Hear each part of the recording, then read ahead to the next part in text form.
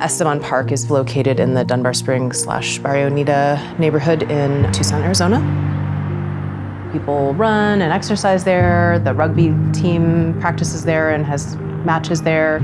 So it's a pretty active park. I mean, I think it's just got the visual realities of what's going on with the housing crisis right now. My name is Natalie Brewster-Wynn. Most people call me Nat, and I am the founder and one of the co-executive directors of Splinter Collective. Our official nonprofit name is the Splinter Art and Community Fund. Splinter Collective is a number of things, but it is a physical space, so it's an art studio, warehouse, and event space. And we primarily work on events and artistic endeavors that amplify marginalized voices and experiences. And we're in an industrial area. It's kind of this little triangle right on the train tracks and adjacent to Estevan Park.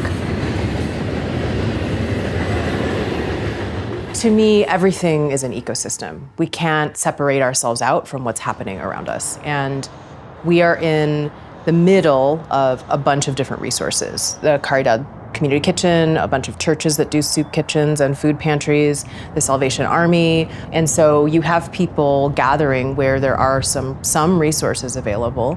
Estevan Park is very much one of the most impacted parks by the rising levels of houseless folks. We've always had a large houseless population around here, but of course, COVID happened, economic crisis happened, and at the end of 2021, when we were looking at the end of the eviction moratorium, was when I was really like, okay, we have to get super serious about this because we are about to face a huge wave of evictions and this population growing even more. And one of the things that we noticed as that year progressed is that the city came in and locked all the public bathrooms because it was a health crisis. And I understand, nobody really knew what we were dealing with, but for various reasons, the city did not reopen the bathrooms. And so we started thinking, well, we want the park to be available and safe for everybody, housed and unhoused. Our philosophy around the encampment was keep people in one place. They will be more able to access services that the city is trying to offer and other nonprofits are trying to offer. So part of the negotiation that I started doing around Estevan Park with the city was we started something called the Bathroom Access Coalition.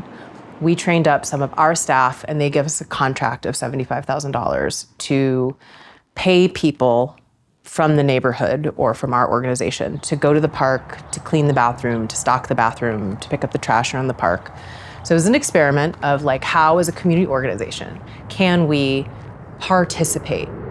But then pretty much without warning, the city came and swept the camp.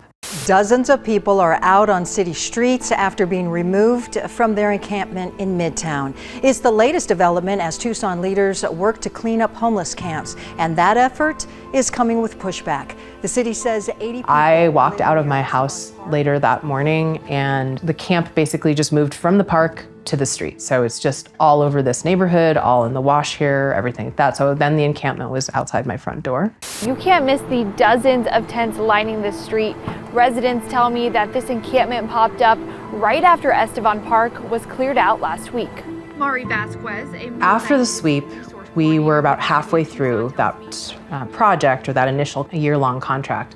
So it's pretty disappointing to feel like we made some of this what felt like real progress, and then that just kind of all got pulled out from under us.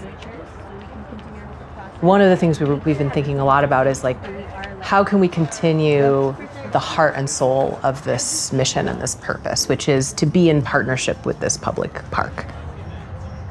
We recently had a coalition dinner as well as a close neighbors meeting, so we canvassed the neighborhood to come to Splinter for this dinner and to just give us their feedback, to talk about what's going on, and for us to explain to them what we're trying to do and what our mission is here. Hi neighbors, welcome, welcome. Thank you all for being here. I see more folk here. My name's Tania Arballo. I'm one of the project managers with the Estevan Park project.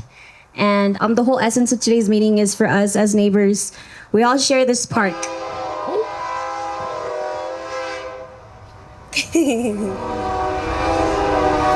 Alrighty. So like I was saying, we all share this park, right? This park connects all the barrios, Anita, Dunbar, Blue Moon. And really the essence of this meeting is to really, for us to get to know each other, first of all, for us to start building community amongst each other, also to understand how we want Estevan's future to look. Specifically, we are embarking on a beautification project of Estevan Park, so we definitely would love to hear support. Estevan Park Community Partnership formed initially literally just out of wanting to keep the bathroom open. It has become so many other things. We want to bridge those gaps between us, right? Like as people who are doing the work and a lot of times on the ground and with the neighbors. And we want to make sure that we are able to, come together when there's such a huge housing crisis, houseless crisis going on right now. The truth is that I really hope that we can kind of move into a new phase of this, really kind of give the park a facelift and then be in that space and use that space as a point of community connection and a place to have these conversations. Neighbors, because a lot of anti-gentrification and a lot of keeping our neighborhoods intact is how do we be good neighbors? How do we be good relatives? How do we acknowledge our place and space and hold that? To me, that's the place that the park project, what it is doing functionally, is that it's grounding us in this place, in this space, and we get to say, this is our space as a community. What do we want it to look like? And how do we take care of it? And how do we take care of each other?